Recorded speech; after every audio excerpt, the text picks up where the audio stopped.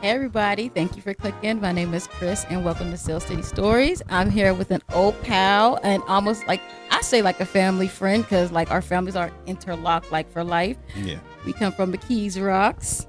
Hayes Manor, baby. And I'm telling y'all, we got some real good nostalgia for y'all because we actually grew up together. Okay, this ain't no scripted TV. This ain't two people just thrown together who didn't know each other.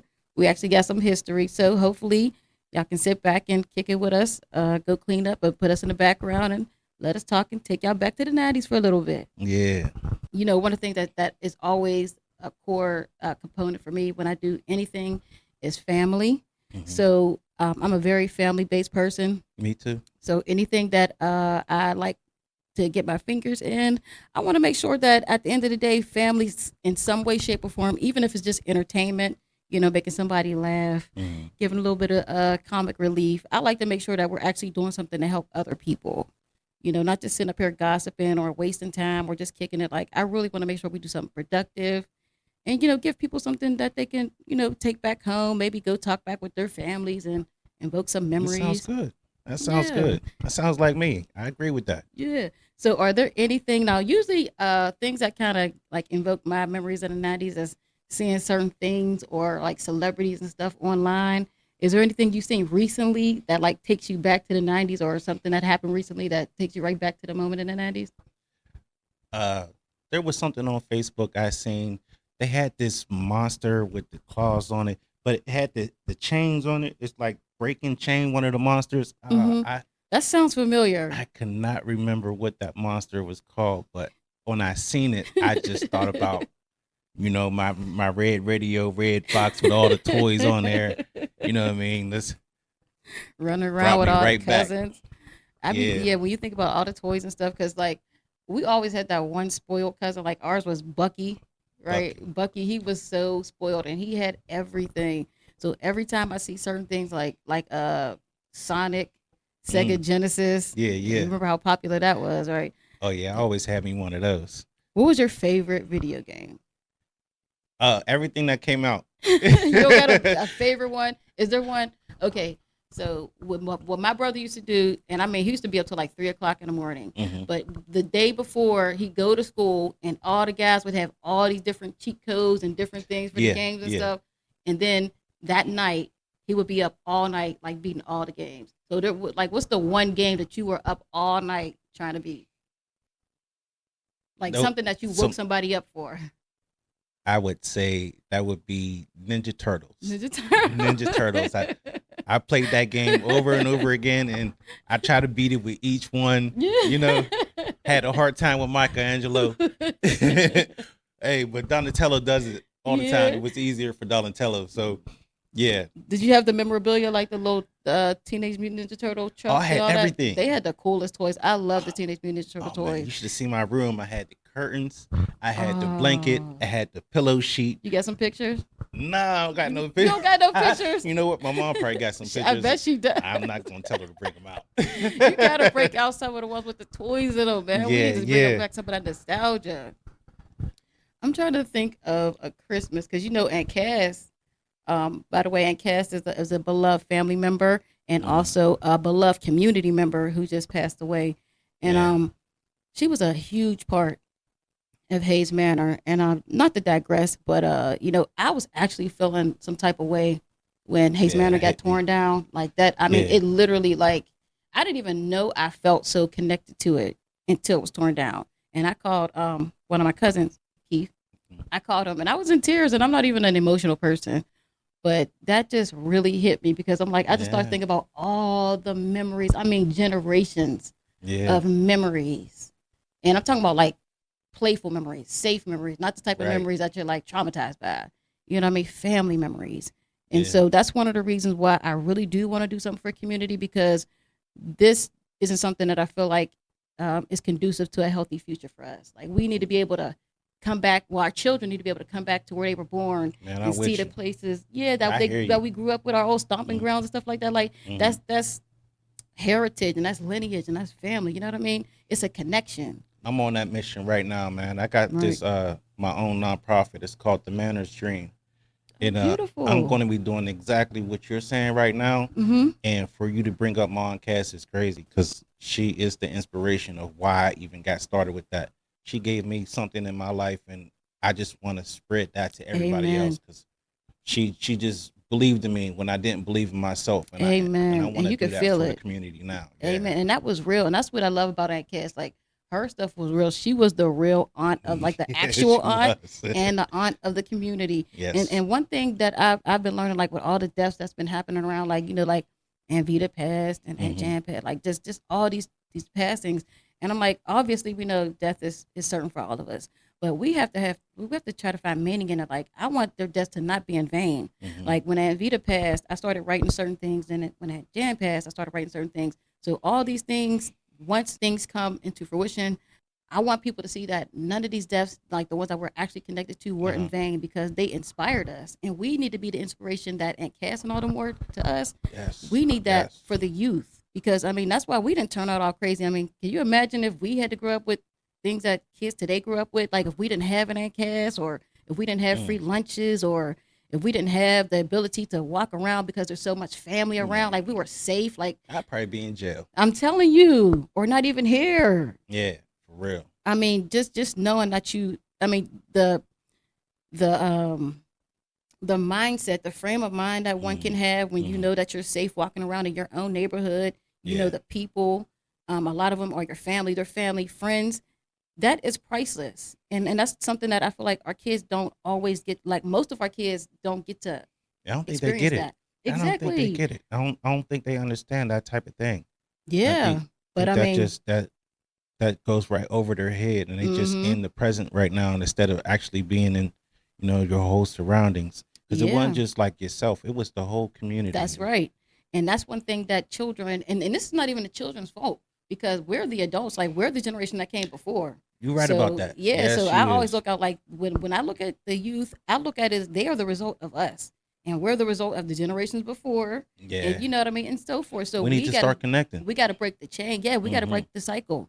We gotta be that generation that like we can't keep looking at it like, oh, the generation before us didn't do this, and then their generation, like we gotta be the generation that breaks that cycle and start doing it, period. Like there's no more talk because we're the Yeah. elders. Like we're supposed to be passing this knowledge down, and we're supposed to be passing family down and memories and even family doesn't necessarily stop at blood. Like I said, like Hayes Manor, a lot of the bones of Hayes Manor came from the families that were connected. Like it was actual biological families, and then there were the families that were connected through like spirits and just like love and coming up together. It was just such a beautiful thing. Yeah, we all family down there. Exactly. I We still all know each consider everybody other. down there my family. Exactly. And then, even with the funerals and stuff, I mean, one of us will I pass grew with away. everybody, Yeah, yeah. and it'll be people that'll come because it's just a respectful thing to do. It's not, and I got to get out of this myself too, because I know when Uncle Kit passed, that death hit me like, certain deaths just, everybody has to go, but there's like always that one person that you just expect to outlive everybody just because they done made it for so long. Right. And he was that for me. Like he was just indestructible. So when he died, it just honestly just scared me. So I really just isolated myself, and I missed so many funerals that I feel so guilty about. And it just hit me like it's a Yeah, that one hit me too. yeah. And I actually started picking up off everything because before, like me and Keith was talking, we never missed a funeral, especially like a family or a friend of family. We never missed them. And now I see myself, oh well, I don't do funerals. Oh well, I'm too traumatized. I'm too this and that. And it ain't about us.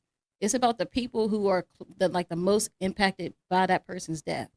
Like in Cass, it would be about Uncle Sonny. You know what I mean? Yeah. Yeah. So I really do want to help us get back into community because those are the things that actually push us past our comfort zones of not wanting to go to a funeral and stuff like that. Like my grandma and them, our older family members, they go because it's just a respectful thing to do. Like there were people that they went to their funerals and they didn't even like them, but it was just a respect, like a loss of life type of thing. So I think if we learn how to teach our kids how to value life and their life particularly, because when you don't value life, exactly. I don't know how to do that. Like I don't know how to put that into them. I mean, I could tell them to be around family and everything, but I don't know how our older ones did it to us. I mean, I just seen it in them. I witnessed it, so and that's I the picked thing. it up. We witnessed it, and that's what we need to Yeah, be. That's at the very least we could be there to just have the actions in front of the kids. You know what I mean?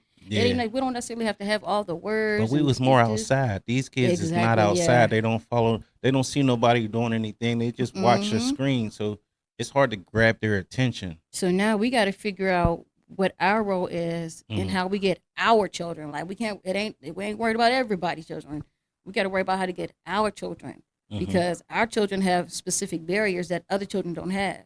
So we also have to focus on those things. Like we have different types of, like I said, barriers that would call for different types of solutions. Yeah, So yeah. community again is the adults need to get together and start communing, start having meetings, and start getting it together for our children.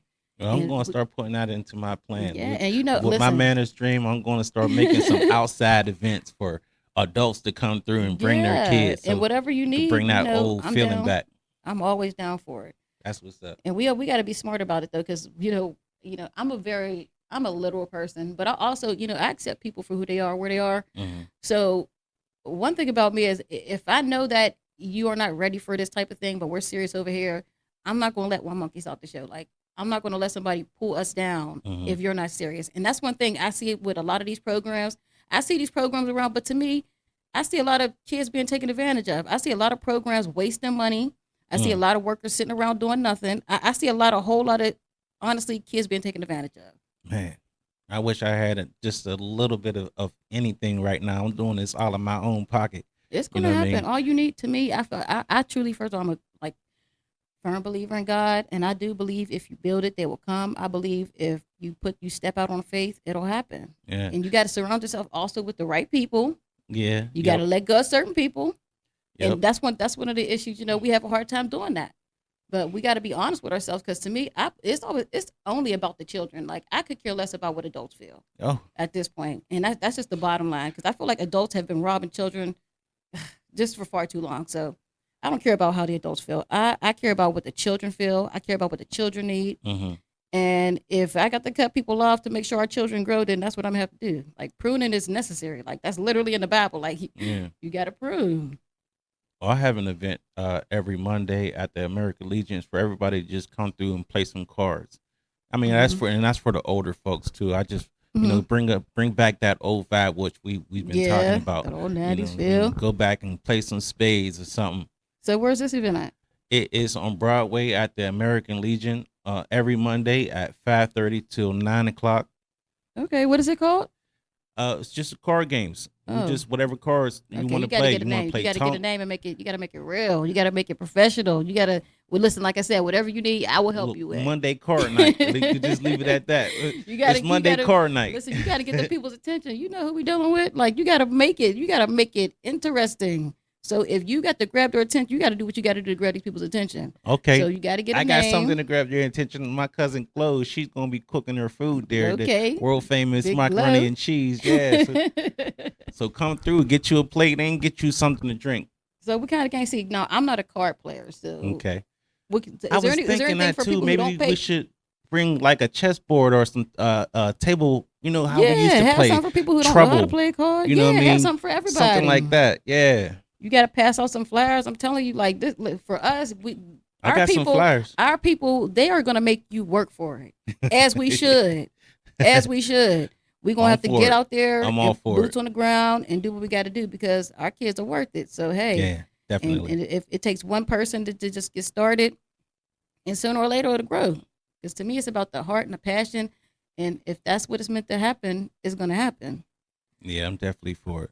Yeah, you Trying to can't do give all up. I can. Yeah, and you know what? This is something that's very special. So obviously, it's not going to be easy. Hmm. So we can't give up. And the more that you surround yourself, and that's one thing that I can really testify to is when you change your surroundings and your perspective, Hmm. the people around you, things really do start changing in your favor. Yeah, So I'm seeing.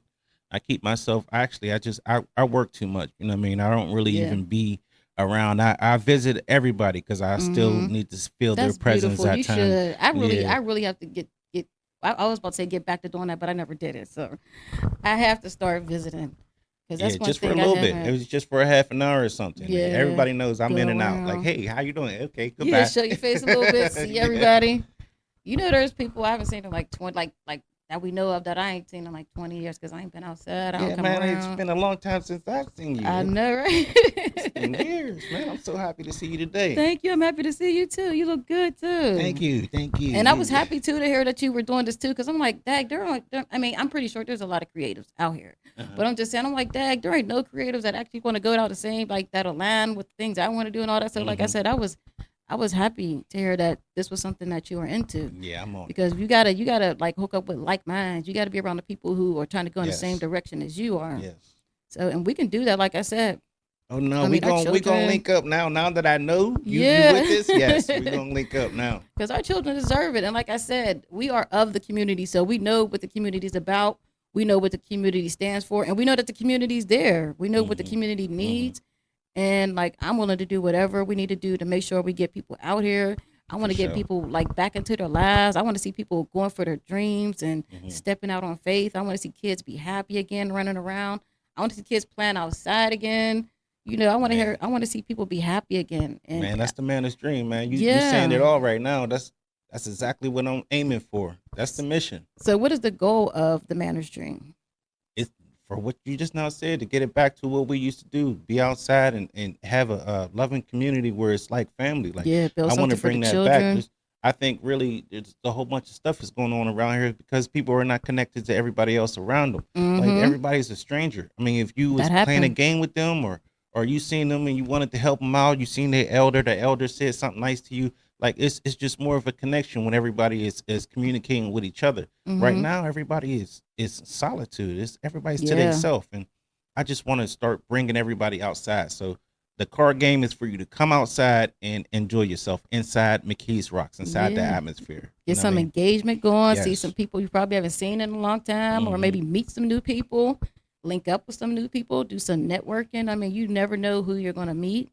I mean, hopefully, you know, again, the kind of person I am, I try to surround myself with people who like to move forward, who are positive, who have great energy. So hopefully, like, that's what that crowd is going to be about, because, you know, I wouldn't feel right telling anybody to come around anything other than that. So if you really do want to come out and you really want the vibes to be good, as long as you invite people who have great vibes, it's going to be a hit. Definitely. And as far as promotion, is Glow, did she start her own catering? Yes, it's called Glow's Catering. Okay, congratulations, Glow. LLC. Glad to hear that. That's beautiful. I love to hear that. I love to hear us like stepping out there, getting out, get something. Because to me, that is what our children need to see. That right there. Yes. If you don't have the words, if you don't even have the passion to talk to children, just let them see you be great. Let them see you achieving your goals and your dreams. Let them see you not being out here, not necessarily being a loser or anything, but you're out here trying to fight for something better. Yeah. And I say, shit, I'd rather die trying than to just not try at all. Yeah, I'm supporting her however I can, man. Good for her. How long she been doing catering?